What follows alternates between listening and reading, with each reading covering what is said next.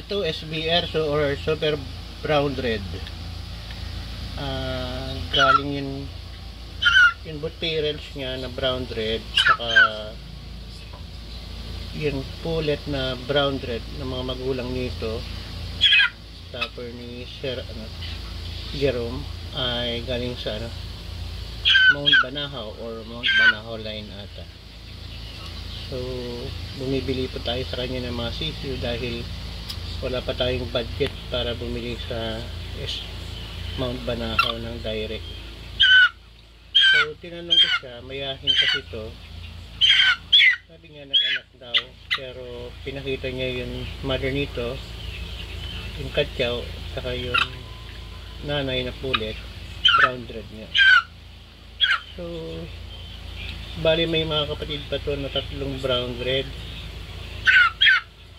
kasi ito na, pero medyo malaki to, brown red niya. So bali kumuha tayo ng dalawang lalaki.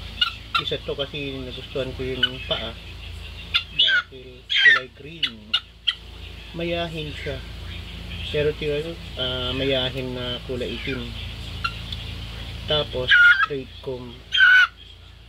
So may napapanood ako sa YouTube na ang manok daw ng Mount Banahaw ng SBR minsan nag-anak ng P-comb, straight comb, minsan nagbabato ng katulad nito, mayahin. So pwedeng throwback or pwedeng hindi pure breed, pero magagaling kasi sila, pati yung tatay nito magaling daw, sabi ni Sir Jerome, kaya paborito. So ang nakuha natin ay isang lalaki. Ito nabili ko 2,000 kasi 1,000 per month pag lalaki. Pag babae naman 500 per month. 2 months na sila. So kumuha tayo ng dalawang lalaki. Ito isang mayahin. I-vlog ko pagkatapos nito yon kapatid niya na lalaki. Ito yung malaki. Yung kapatid niya na lalaki na nandoon pa sa cage natin, improvised na cage dahil wala nga tayong area dito sa Quezon City. So sa kusina ko lang inaalagaan, tapos iuwi sa katayan. Ang kapatid nito na brown red na lalaki, straight comb din, tapos makikita mo na brown red. So maganda naman yung katawan nila, hopefully malalaking manok para cross na lang natin. So bali nakuha ko tatlo, isang babae na brown red, saka isang lalaki na brown red, saka ito mayahin. So maganda naman, nagagandahan ako. Tali, mukhang malaking manok to. Kasi wala, hindi ako masyadong sa straight ko. More on pig ko mang gusto ko. So maliit yung kulungan nila, kumbaga yung mga lang talaga, yung mga crates ng mga prutas. Tatlo sila doon. So at least 5 days or 3 days sa akin, tapos iuwi na sa rally. So eto, ako tayo ng ibang brown red din para doon natin i-cross, kahit hindi mo na kay Mount Banahaw diretso mismo kasi hindi pa natin kaya yung presyo, tapos hindi pa natin alam kung sa kapag-alaga natin hindi ganun kagaling. Pero yung dati facilities natin, ginagawa pa tayo kahit 6 by 12,000, para i-divide natin sa 3, magiging 3 by 4 yung range nila. At the same time pwede na rin breeding pen kapag medyo malalaki na yung mga sikoy, pwedeng tanggalin yung yung division ng 6 by 12 ay range na, kasi masikip na yung area natin. So 3,500 lang yung pinag-uwi natin sa probinsya. So eto, tapos ipapakita ko rin yun kapatid nito na brown red, yung lalaki straight comb din, pati yung babae straight comb. Medyo may kalitan yung babae. May nakita akong babae ito na kapatid na malaki rin na brown red, abuhin, Pero pang sarili daw ni Sir Jerome, kaya pang yun maliit ang naibigay. So okay lang.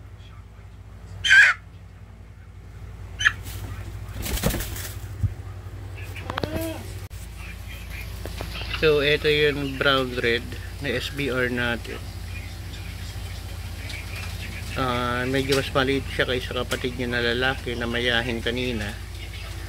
Ang sabi ko yun kanina na ang mga magulang nito ay parehas na brown red, ang SBR, Mount Banahaw line. So ano to, may kapatid pa na dalawang lalaki nakita ko sa video na nag-post si Sergio, pero nakuha na ata.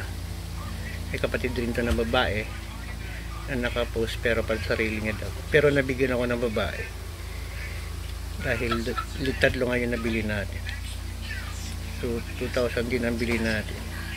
Ang purpose lang naman natin magkaroon tayo ng brown red, tapos titignan natin kung maganda, dahil kung talaga maganda diretso tayo kay Mount Banahaw. Pero maganda rin ang brown red ni Althea, Princess Althea, Parekoy. Kung padami natin to, pwede tayong kumuha sa kanya. Or may isa pa si John 3 yung mga kumukuha ng mga pang breeding materials, tapos yung mga anak sinashare nila. Si Princess Althea kasi mga try lang malalaki ang binibigay, saka day old, mahirap alagaan yung day old. So maganda yung mga ganitong edad para pwedeng mabuhay na, lalo na pag hindi pa masyadong marunong or hindi talaga nagmamanok yung mag-alaga. So kung mapapansin, matangkad siya, mukhang malaki naman siya manok. Ang habol kasi natin kulay. Ang problema natin, kapatid nila yung babae, wala pa tayong ibang babae. So kung maganda to, magaling nagmana sa ama, so pwede tayong bumili sa mga brown line, or kung na lang tayo ng tryo, or pwede rin dalawang babae kay KTP, or pwede kay Princess Althea, kahit babae nagbibigay naman sila, nagsishare. May tayo malalaki na to. So at least may bloodline tayo na SBR or super brown red galing kay line Ramon Monquero, Mount Banahaw line. So straight comb din to, pero nagaganda na ako dun sa kapatid niya na mayahin. Straight comb din, green legged. So binigyan lang natin muna ng pagkaililan na kanin para hindi siya masyadong maglilipad-lipad at mabibidyuhan natin.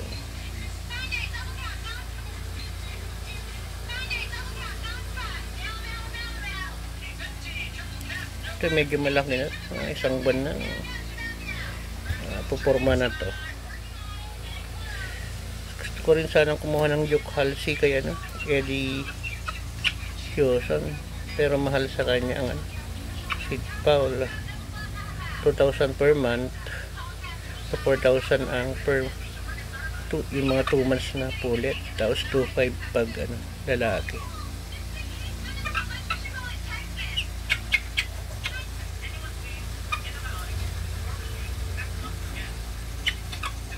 $13,000 yung tryo.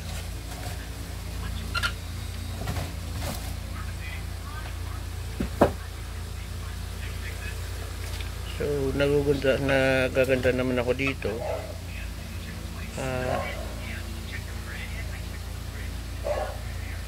Yung pumupo,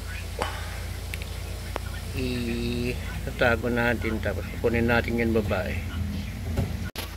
So ito yung babae natin na brown red or SBR. Mas maganda yung katawan nito kaysa sa kapatid niya na lalaki. Pero itong tatlo na to, yung nauna mayahin, kapatid nila sa ama at saka sa nanay, ang throwback ng mayahin. Ito medyo maliit pero malaki ang katawan niya. So ito yung babae. Galing kay Sir Jerome Pascual sa Baras. Bali may SBR line siya. Lalaki at saka pulet. Nagustuhan ko. Bumili tayo ng mga anak niya. So Trayo. Hindi Trayo ang nabili natin. Pero dalawang lalaki. Isang babae. Yun kasi lang yun available. Walang available na babae. Meron ako nakita na available na babae pero gagamitin niya daw. Kapatid din nila. Kumbaga tatlong lalaki ng brown red ang magkakapatid. Isang mayahin. Tapos dalawang babae. So ito 2 months old. Nabili natin ng 1,000. Wala pa kasi tayo pambili ng direct sa brown red dahil mahal ang Trayo. So nag-inquire ako dati. 70,000 ang Trayo. So kung tityagat na lang muna tayo dito sa mga ganito kalalaki kasi wala pa tayong pambili. Tapos yung alaga natin hindi pure, may space tayo pero malayo sa Cagayan Valley padadali. At least may alam tayo, alam natin na super brown red yun bloodline.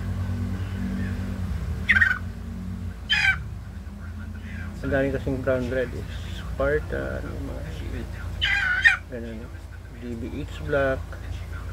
Pero ang sinisikat ngayon yun SBR. Magaling daw ang tatay nito kaya ang paborito na Sir Jerome yung kinuhanan natin. So ayos, magwapo pa. Sana mapadami natin. Problema magkapatid to. So kung makakuha tayo ng pulet or